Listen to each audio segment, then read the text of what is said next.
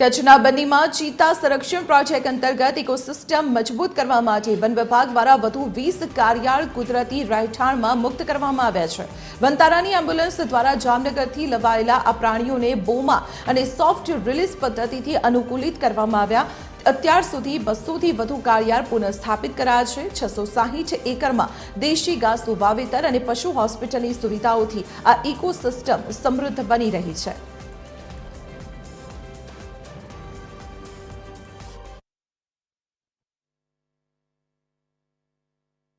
ચિત્તા માટે થઈને પ્રે બેઝ ઓગમેન્ટેશનની જે કામગીરી અત્યારે બન્નીમાં ચાલી રહી છે અને ભાગરૂપે આપણે અલગ અલગ જગ્યાએથી અત્યારે તૃણાહારી પ્રાણીઓ બન્ની ખાતે આપણે એકજૂટ કરી રહ્યા છીએ।